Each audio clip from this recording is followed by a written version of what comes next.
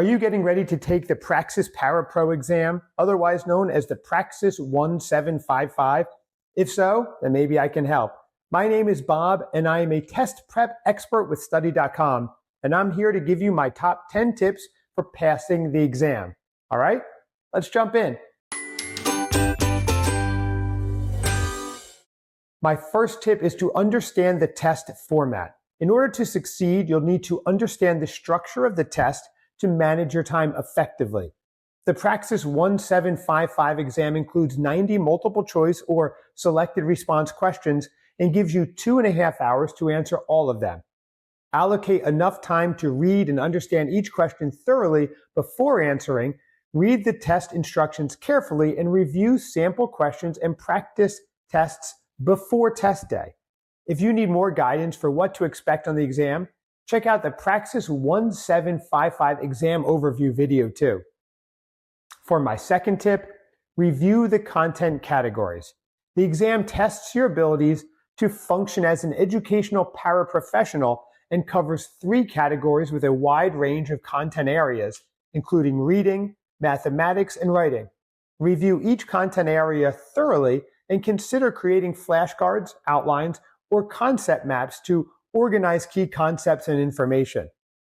And if you happen to have prior experience in the education field, consider referencing old textbooks, online resources, or study guides to ensure you relearn everything you need to know. My third tip is to figure out your areas of weakness. The Praxis 1755 exam covers 4 different content areas, and chances are you won't be equally skilled in each one. For instance, your writing abilities might be strong, but it's been a while since you solved a formal math problem. And maybe you don't know what areas you need to improve on. That's okay. You can look up subject assessments online to figure out your strengths and weaknesses, consult old materials, or take practice tests, which happens to be my fourth tip. Practice tests can be great diagnostic tools to figure out where you need to improve. If possible, try to simulate the exam environment as much as possible. Take the tests under time conditions to mimic the pressure of the actual exam and improve your time management skills. If you need a starting point to find practice materials, I recommend Study.com's Praxis 1755 ParaPro Study Guide and Practice Test. It covers everything you need to know in as much detail as you need. The course is even written and vetted by former teachers, includes short-form videos for every relevant concept, and gives you a bank of high-quality practice questions with answer explanations. For my fifth tip, if you're finding yourself struggling with one of the content categories, seek additional resources. Don't limit yourself to the Praxis exam's official study materials. There is a wealth of resources out there to help you pass the exam, such as third-party textbooks, tutoring services, study groups, and yes, full curriculum like Study.com's Praxis 1755 prep course. Different resources may offer unique perspectives or explanations that resonate with your learning style. Seek out resources that complement the way you learn. For my sixth tip, review standards and curriculum. Reacquaint yourself with relevant national and state educational standards, such as the No Child Left Behind Act, as well as common general education curriculum. The standards will outline the knowledge, skills, and competencies that students in your classroom should achieve, and the curriculum will tell you how they'll get there. Think about how these standards will inform how you teach certain subjects to your own students. My seventh tip relates to when you're taking the exam. Even though you're on a timer, don't forget to slow down and read the questions carefully.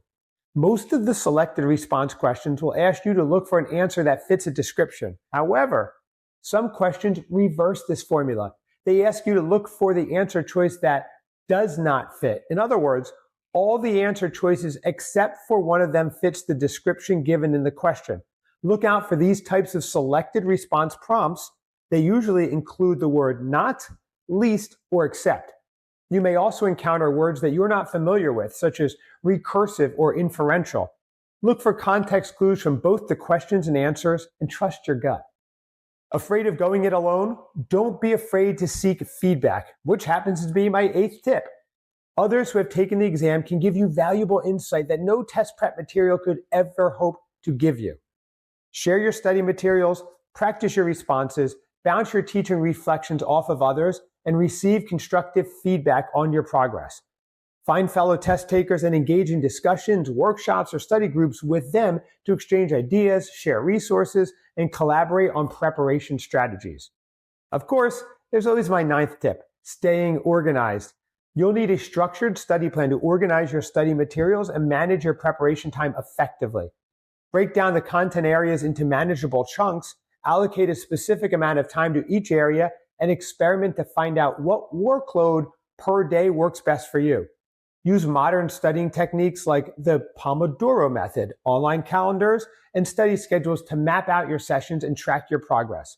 Set realistic goals and milestones to keep yourself motivated. Maintain a tidy study space, organize your study materials, and minimize distractions. Finally, my 10th tip is to stay calm and confident. You got this. Arrive at the testing center early so you don't need to rush check-in procedures and can familiarize yourself with the testing environment. Take deep breaths. Use relaxation strategies like the popular 4-7-8 breathing technique to manage test anxiety and maintain focus before the exam.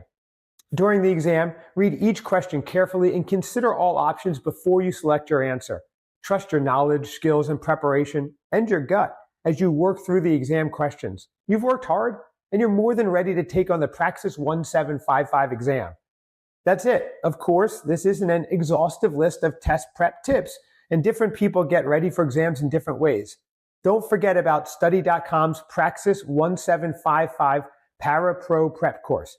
Not only will you get access to all those amazing resources I mentioned earlier, test takers who have used the course also have a 92% pass rate. If this video helped you, please like it and drop a comment below with any questions you have about the exam. Also, to get the latest on Praxis test tips, don't forget to subscribe and hit that notification bell to get alerted when we upload new content. We're more than confident that you'll soon be one of those who pass the Praxis and that you'll be on your way to becoming an excellent teacher. We hope these tips helped. We'll see you around.